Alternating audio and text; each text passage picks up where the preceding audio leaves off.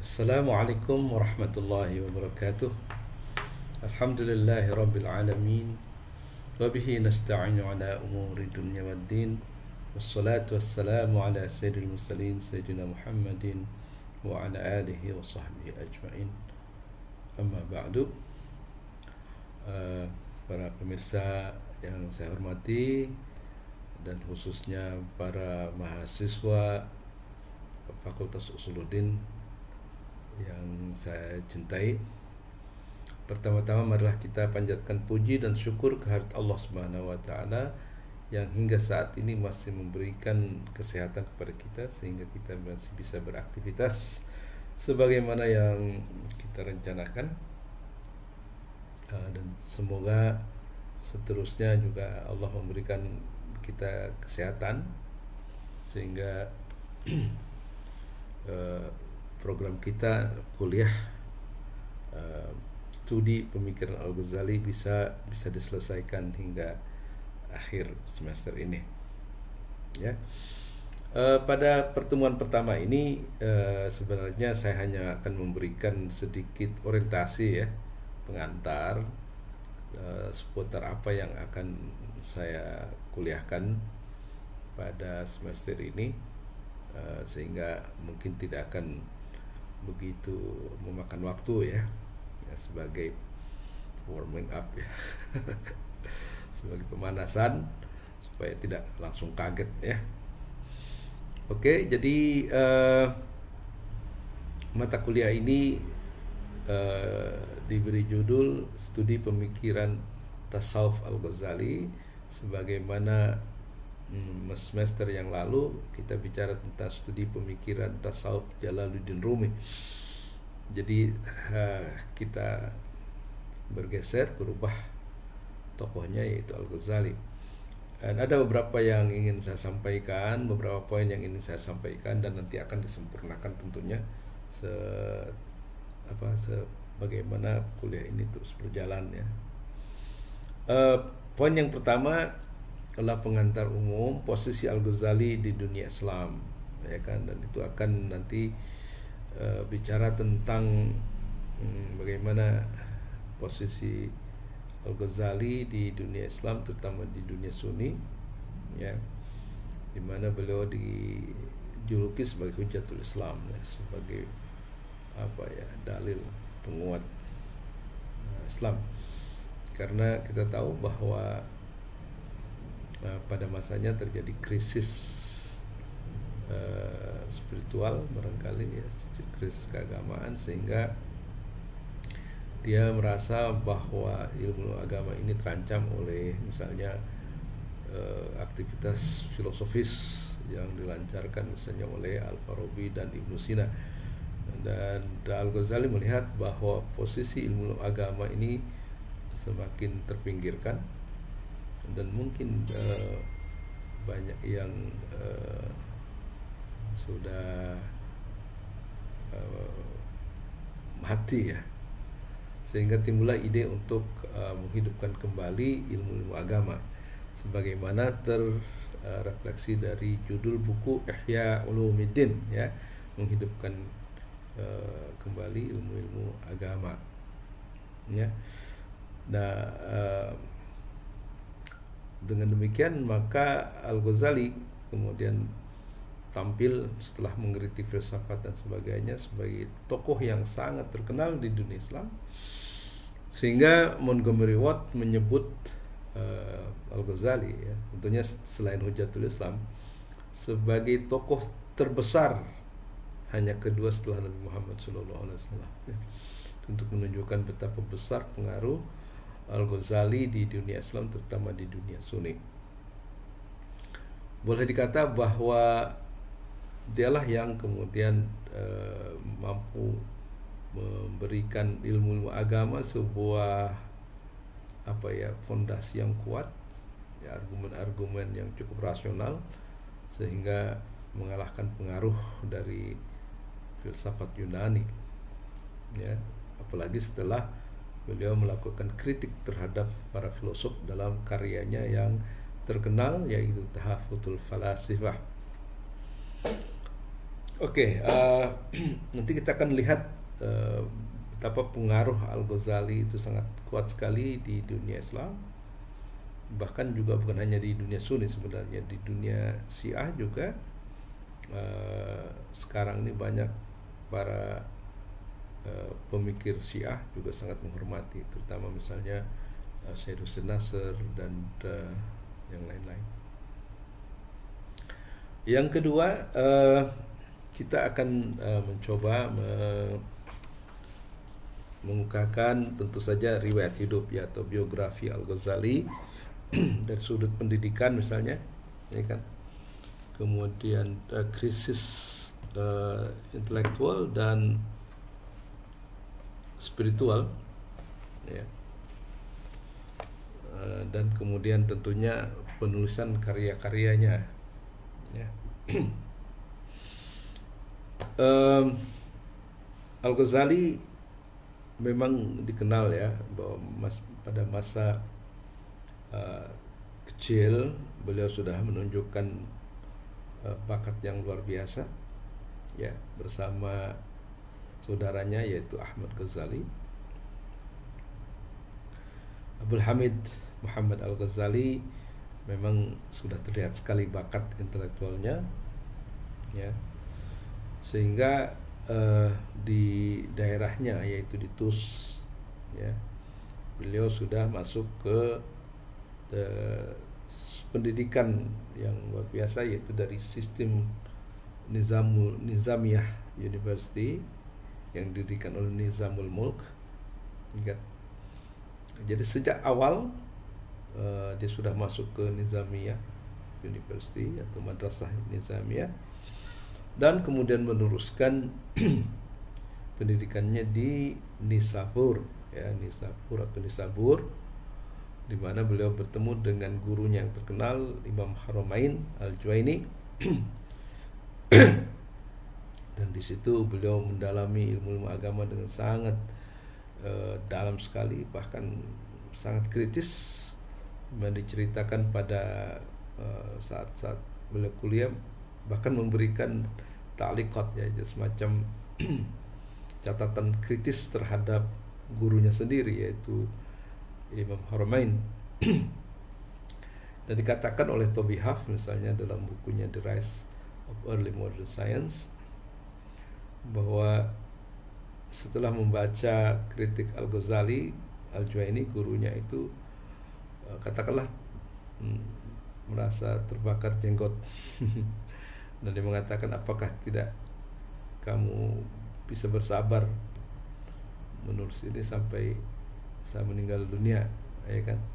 Itu menunjukkan betapa kritisnya beliau itu ketika menjadi mahasiswa.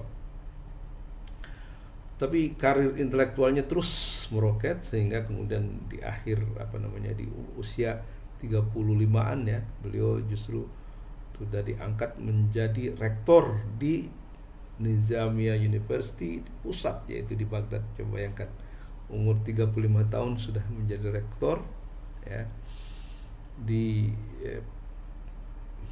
Madrasah Nizamiyah atau Nizamiyah University sebagai rektor, sebagai pucuk pimpinan dari madrasah tersebut. Jadi ini suatu pencapaian yang luar biasa pada usia yang relatif masih sangat muda, ya, tetapi karena beliau betul-betul mempelajari ilmu itu dengan sesungguh-sungguhnya, ya. Jadi bukan kayak kita asal lulus, asal tahu teori orang tapi tidak menciptakan teori kita sendiri. Nah, Al-Ghazali itu bukan orang seperti itu. Dia adalah pencari ilmu yang sejati sehingga semua dikejar, ya. Kalau masih ada keraguan dalam sistem keilmuannya masih dicari terus. Dan nanti akan terlihat misalnya dari karya Al-Munqiz min ad-Dhalal, di mana dia memperlihatkan perjuangan beliau dalam meraih kebenaran, ya. Itu pendidikannya, ya. Kemudian kita juga mendapatkan adanya krisis, ya, krisis baik intelektual maupun spiritual, ya. Krisis intelektual dimulai dari keraguan dia terhadap semua ilmu yang pernah beliau terima dari guru-gurunya, dari buku-buku yang dia baca. Tetapi beliau dihinggapi satu sikap skeptisisme, keraguan yang mendasar, kurang lebih seperti yang dialami oleh René Descartes barangkali ya di Prancis. Sehingga dikatakan bahwa ketika beliau mengalami krisis intelektual seperti itu, beliau tidak bisa mengajar. Mengapa? Karena bagi dia mengajar adalah menyampaikan kebenaran, sedangkan beliau sendiri pada saat itu adalah atau sedang mengalami suatu krisis. Dia sendiri belum tahu. Semua pengetahuan yang dia dapatkan dari buku dan guru-guru diragukan, tapi dia belum mencapai atau mendapatkan sesuatu yang baru, penemuan yang baru, sehingga ya dia ketika dipaksa pun hadir di kelas, dia tidak bisa ngomong apa-apa.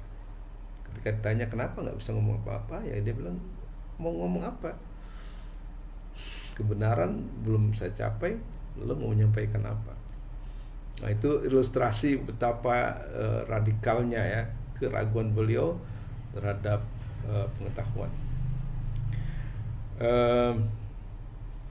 Dan itu kemudian beliau lanjutkan dengan pencarian intensif ya, seperti tercermin dalam Munkirinuz Dhalal, di mana beliau mencoba dulu indera, kemudian akal, kemudian baru dia menemukan ujungnya, menemukan kebenaran melalui hati yang membawa dia menjadi seorang sufi.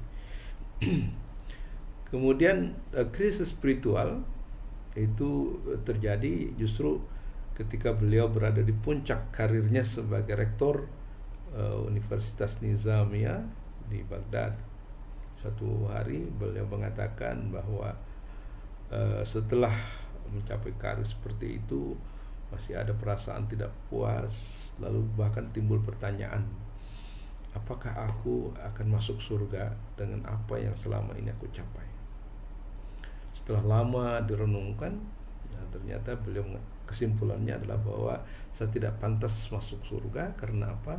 Karena selama ini apa yang aku usahakan ya bukan karena Allah, tapi karena mungkin egonya sendiri, karena ingin dipandang, karena ingin terkenal dan sebagainya, sehingga beliau akhirnya mengalami keguncangan yang hebat, yang itu berujung dengan keputusannya untuk meninggalkan pos atau kedudukan sebagai rektor Nizamiyah di Baghdad dan kemudian memutuskan mengembara di daerah Syam atau Syria ya, terutama di Masjid Umayyah kalau tidak salah, menggunakan salah satu menaranya ya. Di sana beliau menghabiskan waktu sekitar 11 tahun, luar biasa. 11 tahun memeriksa diri, membersihkan diri dari semua riya, syirik dan sebagainya, sehingga akhirnya beliau dikaruniakan petunjuk tentang kebenaran, dan kemudian beliau meraih kembali kebenarannya melalui tazkiyatun nafs dan sebagainya, sebagaimana dikembangkan oleh para sufi sebelumnya ya.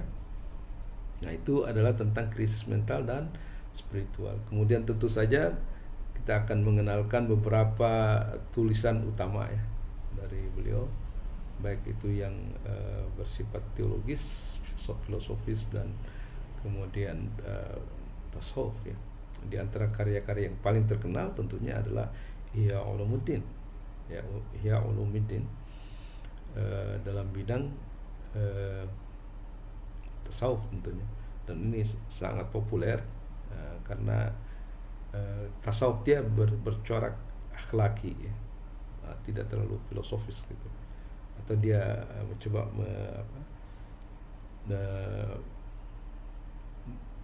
memoderatkan ya dari falsafah yang terlalu filosofis menjadi falsafah yang akhlaki. Kemudian karya yang lain ya karya filosofis, yaitu yang paling terkenal adalah kritiknya terhadap para filosof, disebut Tahafutul Falasifah ya, kita akan bicara sedikit tentang itu juga setelah didahului oleh Maqasidul Falasifah. Jadi sebelum dia menulis Tahaffutul Falasifah, beliau menulis Maqasidul Falasifah untuk meyakinkan dirinya bahwa dia mengerti filsafat, ya. Adalah satu lagi yang karya besar, yaitu Mishkatul Anwar, di mana beliau itu menulis untuk orang khawas, dan kelihatan sekali di situ bahwa corak pemikirannya lebih kepada falsafi daripada akhlaki. Jadi ada dua sisi dari tasawuf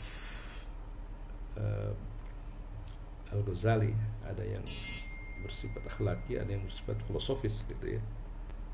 Nah itu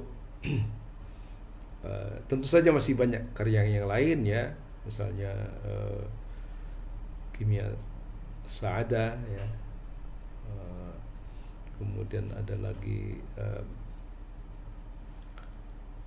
karya-karya yang lain lagi, Al-Munqidh minaz Zalal, yang itu juga sangat penting, dan lain-lain ya, Mi'yar Al-Ulum dan Ayyuhal Walad dan sebagainya. Nah kemudian selanjutnya saya akan menyampaikan juga kritik Al-Ghazali pada para filosof ya. Tidak mungkin ya kita membahas di pemikiran Al-Ghazali tanpa menyinggung kitab ini ya. Kitab ini adalah kritik terhadap para filosof, terutama Al-Farabi dan Ibnu Sina yang mendahulinya, di mana beliau mengatakan bahwa para filosof bisa terjebak pada kekafiran, terutama pada 3 poin, di mana mereka menurut Al-Ghazali percaya pada keabadian alam, kemudian mereka juga percaya bahwa pengetahuan Tuhan tentang yang partikular, yang juz'iyah itu hanya bersifat universal, dan penolakan mereka terhadap kebangkitan jasmani di akhirat ya. Jadi itu 3 poin. Sebenarnya ada 20 poin yang dikritik oleh Al-Ghazali pada buku Tahaffutul Falasifah ya. Tetapi 3 ini yang akan membawa kekafiran katanya, ini kan. Dan mungkin saya akan juga bahas sedikit tentang sanggahan atau balasan dari Ibnu Rus ya kepada buku Al-Ghazali itu, mana beliau menulis Tahafut ya, dan sehingga terjadilah dialog yang sangat menarik di dalam sejarah perkembangan pemikiran Islam. Nah setelah itu saya akan mencoba untuk membahas sedikit tentang karyanya yang terkenal ya, Al-Munqidh minaz Zalal ya, di mana beliau memperlihatkan perjuangan beliau menemukan kebenaran ya, melalui pertama indera, akal dan hati. Di sana beliau mengatakan bahwa pengetahuan saya tentang apapun, termasuk pengetahuan agama, itu inginnya memberikan keyakinan seyakin-yakinnya sebagaimana kebenaran matematik ya. Jadi beliau pernah mengatakan kalau misalnya dalam matematik itu kan 3 tambah 3 itu 6 ya, atau 2 tambah 2 itu 4 gitu, atau bahwa 3 lebih kecil daripada 10 ya, dan itu tidak bisa diganggu gugat ya. 2 tambah 2 itu 4 ya kan, bahwa 10 lebih besar daripada 3 lebih kecil daripada 10, itu pengetahuan yang tidak bisa diganggu gugat. Dan dia ingin seluruh pengetahuan dia bersifat seperti kebenaran matematik. Bahkan dia mengatakan bahwa seandainya ada orang yang bisa mengubah tongkat menjadi ular, lalu karena itu dia mengatakan bahwa sebenarnya 3 itu lebih besar daripada 10, maka apapun yang beliau bisa lakukan secara mukjizat itu tidak akan mengubah pendirian saya. Nah begitulah ya, nanti akan kita ceritakan bagaimana pada awalnya dia sangat percaya kepada indera ya, tetapi setelah beliau terus mengadakan pengujian dan sebagainya, akhirnya beliau dikecewakan oleh kebenaran indera ya. Misalnya saja ya tentang bayangan ya, bayangan rumahnya. Kalau dilihat bayangan itu dengan mata kepala itu diam, gitu. nggak kelihatan gerak gitu.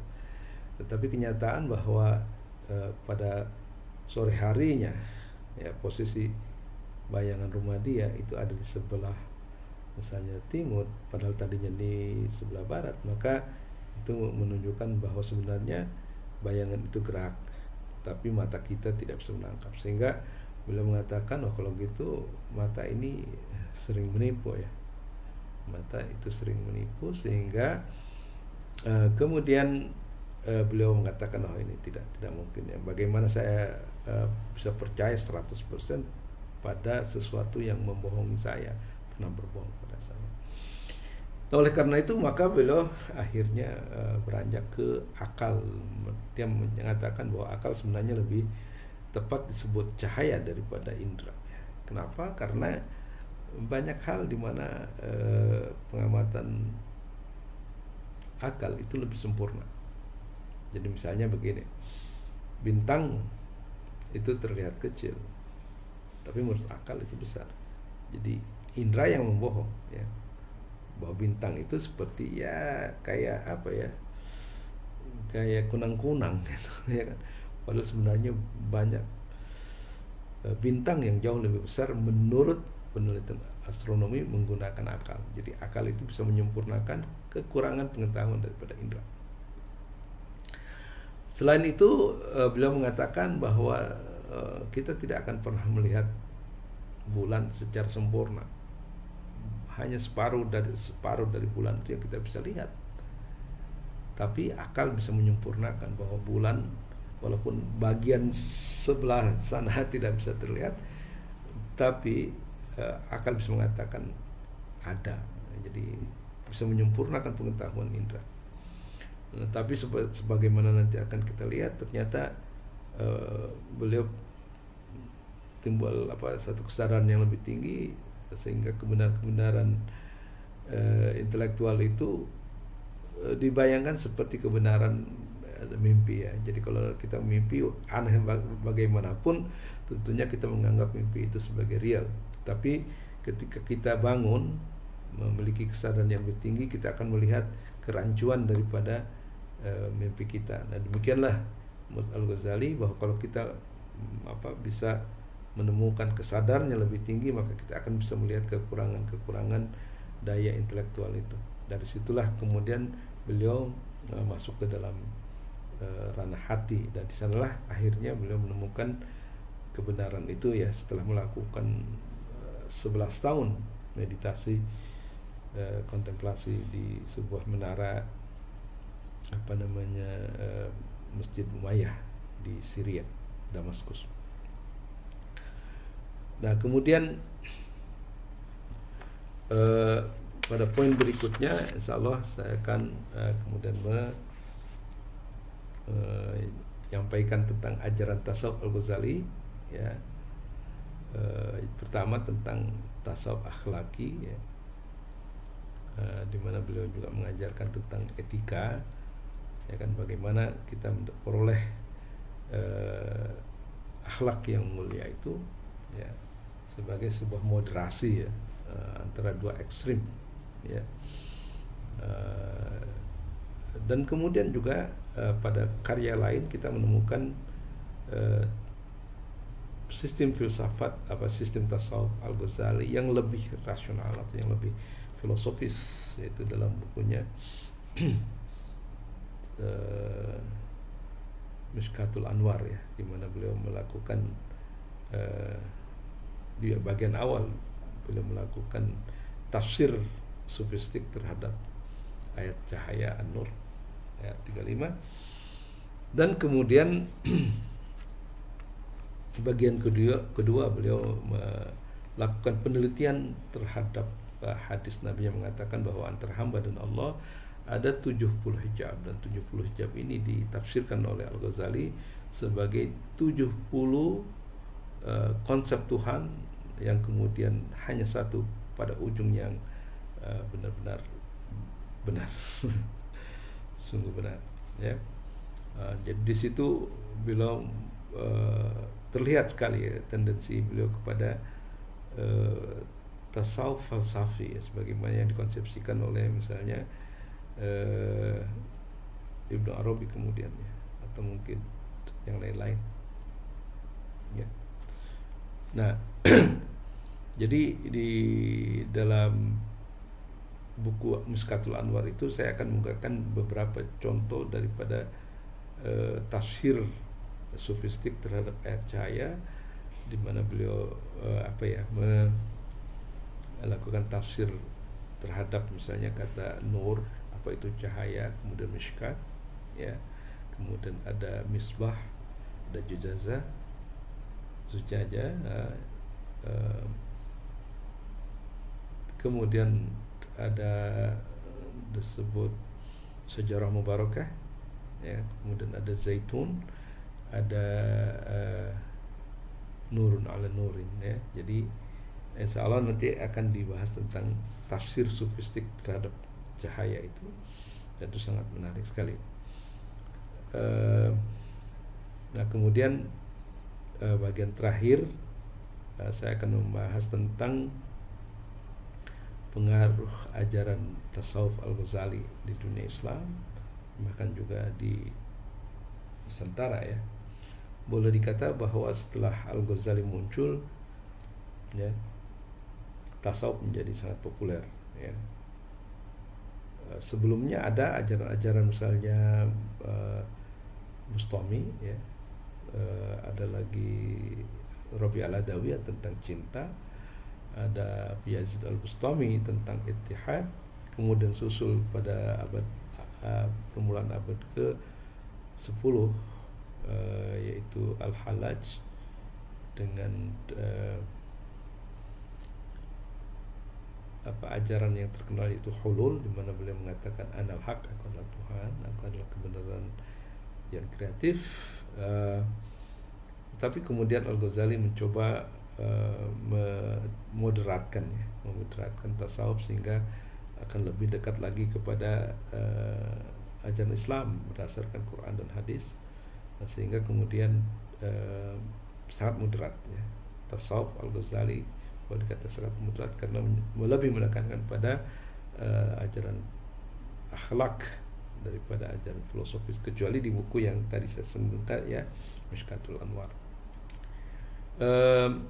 Di dunia Sunni siapa yang tidak mengenal Al-Ghazali ya? Sangat bahkan di dunia Syiah pun sebenarnya pengaruh Al-Ghazali tetap ada, walaupun misalnya dalam bentuk reaksi. Nah kemudian di dunia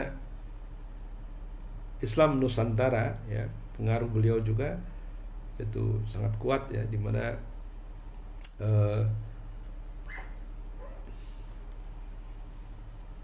yang dimulai dengan ajaran wahdan wujudiyah ya, yang diwakili oleh Amir Hamzah dan Hamzah Fansuri, maksudnya Hamzah Fansuri dan Samsuddin Sumatrani, kemudian dicoba sedikit dimudaratkan oleh Al-Sinkli, tetapi pengaruh yang besar ya pada dunia Islam Nusantara adalah dalam karya Abdus Somad Al-Palembang ya, di mana beliau betul-betul menggunakan